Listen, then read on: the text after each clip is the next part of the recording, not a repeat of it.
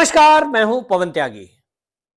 बॉलीवुड के लोग हमने देखा है कि समय समय पर टूल किट का हिस्सा बनते हैं।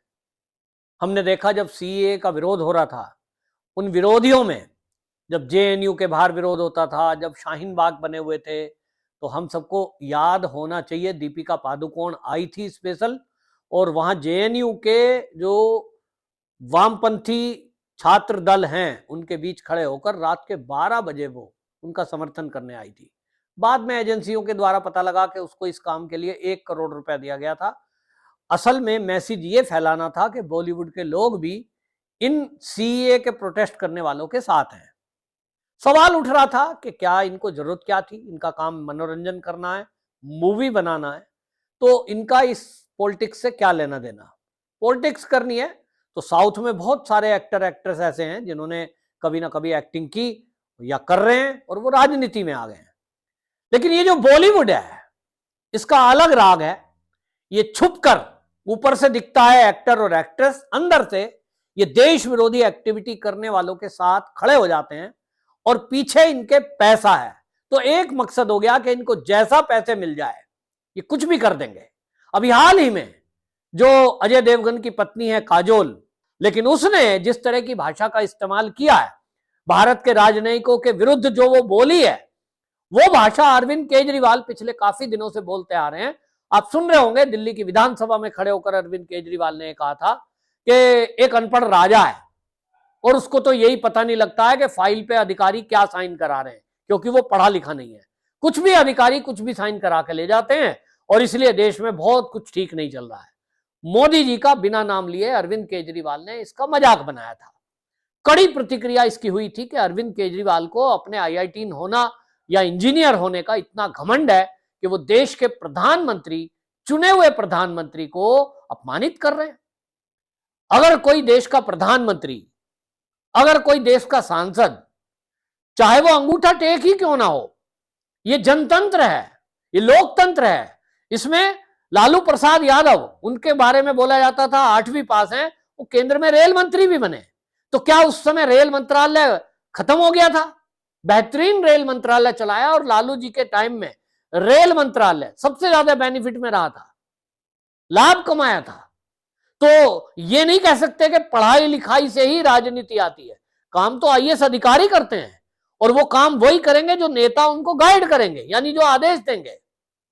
तो उस समय आप याद करिए जब लालू प्रसाद थे, उन्होंने कुल्हड़ चलाई थी प्लेटफॉर्म पर, चाय में, ट्रेन के डब्बों में कुल्हड़ में चाय मिलती थी। उससे कुम्हारों को बहुत काम मिला। हालांकि कुल्हड़ को ले जाना एक अपने आप में दिक्कत है। कागज का कप जो है बहुत हल्का होता है और पॉकेट में रख लीजिए, 100 आ जाएंगे। कुल्हड़ को लेकर पूरा टोकरा लेकर चलना पड़ता था। स्टेशन पे तो हम कर ही सकते हैं। लालू प्रसाद यादव के समय में जो ऐसा बेहतरीन काम हुआ था, मैं ये कहता हूं वो घोटाले घपले अलग है। लेकिन जो काजोल है, अब ये काजोल अगर ये कहे कि आज के समय में जो राजनीतिक लोग हैं उनमें से ज्यादातर लोग वो हैं जिनको नॉलेज नहीं है, तो फिर काजोल को ट्रोल किया जा रहा है कि भैया आप क्या बात कर रहे हो। एग्जैक्ट वर्ड क्या है मैं आपको बताता हूं। काजोल ने असल में क्या है, उनका एक सीरियल आ रहा है द ट्रायल, उसके प्रमोशन में वो इंटरव्यू दे रही थी और उसने बोला हम लोगों पर वैसे नेता शासन कर रहे हैं जिनमें से अधिकतर के पास वो दृष्टि नहीं है जो शिक्षा से आती है। अब ये उसने बोला we are the ruled by uneducated leader who have no vision. ये उन्होंने एग्जैक्ट वर्ड बोला। अब इसको लेकर के जैसे ही बोला तो सबको ध्यान में आ गया कि जो अरविंद केजरीवाल भाषा बोल रहा था वही ये काजोल बोल रही है। कि अधिकांश लोग, इसने बोल दिया काजोल ने, कि अधिकांश लोग जो हम पर रूल कर रहे हैं वो अनएजुकेटेड है। तो काजोल जी की हिस्ट्री खोज निकाली लोगों ने। सोशल मीडिया पर काजोल को ट्रोल किया जाने लगा। भैया काजोल की देखो कितनी पढ़ाई है, क्या पता भाई ऐसी पढ़ाई पढ़ रखी हो जैसे बाबा साहब भीमराव अंबेडकर विदेश पढ़ के आए थे, क्या पता इतनी ज्यादा पढ़ी लिखी हो।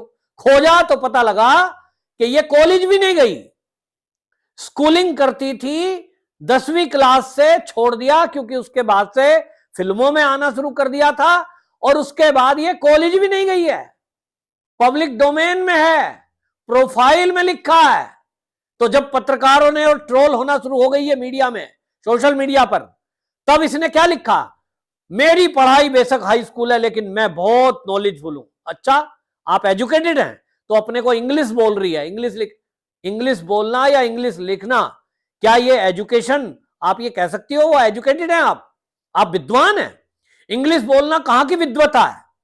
संस्कृत बोल के दिखा जरा, तो जान लें आपको क्या नॉलेज है, आपका क्या अचीवमेंट है, जान लें जरा। आप जिन राजनयिकों, खासतौर पे मोदी जी को टारगेट करने में जो लोग लगे हैं, मैं पूछना चाहता हूं कि 2014 के बाद से जो मोदी जी ने किया है, मोदी जी प्रधानमंत्री हैं, इनके रहते जो हुआ है वो इतने बेहतरीन काम हुए हैं कि दुनिया में भारत का डंका बोल रहा है। पहले के प्रधानमंत्री ने किसी ने किया? मोदी जी हालांकि एमए हैं, लेकिन जो लोग उनकी डिग्री पर भी सवाल उठा रहे हैं, मैं एक और बात कहता हूं, मान लो मोदी जी हाई स्कूल हैं, मान लो वो अंगूठा टेक हैं, तो भी आजाद भारत के सबसे बेहतरीन प्रधानमंत्री हैं। और ये कहां से आता है? ये अनुभव से आता है।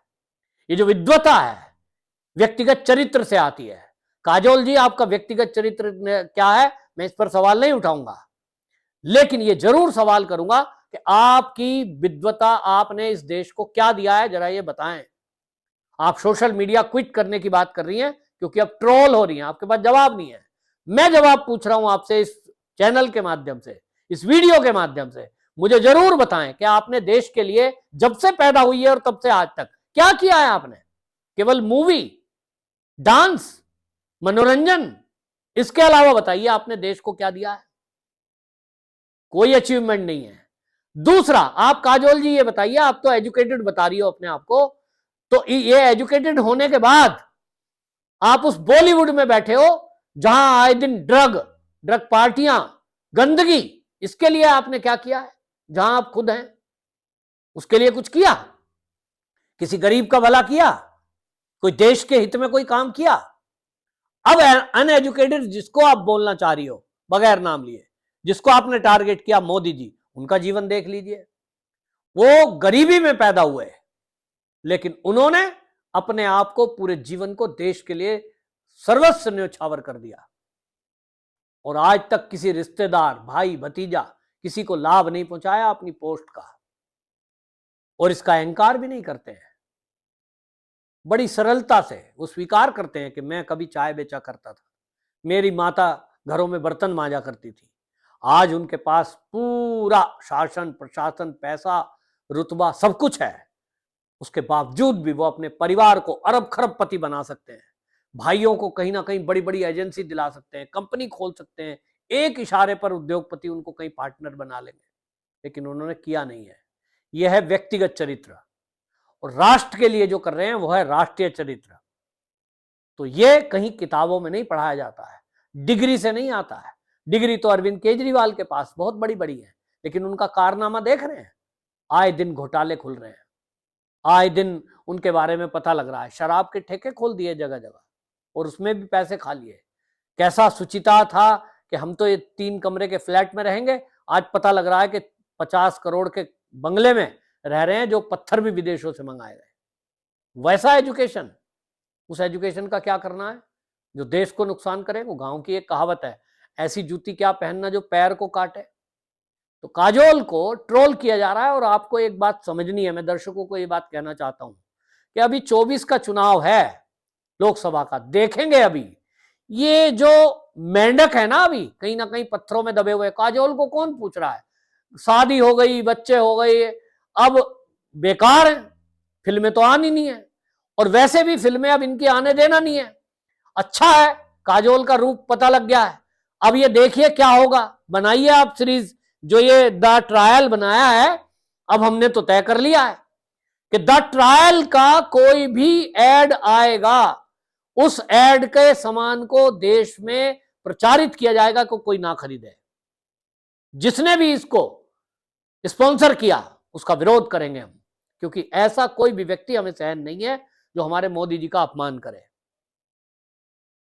और ये काजोल ने जो किया है, अभी ये शुरुआत है, आप देखते जाइए, बॉलीवुड के अभी और लोग निकलेंगे और अंदर से आएंगे। जैसे मैंने कहा ना, सीए के विरोध के समय निकल कर आए थे, अब इनको पैसे दिए जा रहे होंगे इस काम के लिए 2024 में, और हो सकता है काजोल कहीं ना कहीं से चुनाव लड़ने का विचार कर रही हो, कांग्रेस संपर्क कर रही हो, या कोई वामपंथी दल संपर्क में हो। अब ये सब चलेगा, तो आप देखेंगे अब देश दो भाग में आपको बंटता दिखाई देगा। एक तरफ राष्ट्रवादी लोग दिखाई देंगे, एक तरफ राष्ट्र विरोधी लोग दिखाई देंगे, और ये पूरा एक मैच है।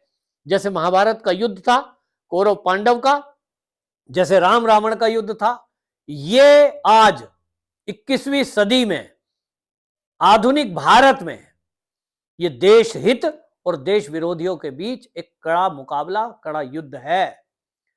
टीम बनने से तैयारी हो रही है। आप तय करिए आपको किधर रहना है। मैंने तो तय कर लिया है कि इन देश विरोधियों को एक्सपोज करना है और जो देश हित के लोग हैं उनके साथ खड़े होना है। बेशक उसके लिए थोड़ा कष्ट ही क्यों ना झेलना पड़े, झेलेंगे। आपकी क्या राय है कमेंट बॉक्स में जरूर बताएं। वंदे मातरम।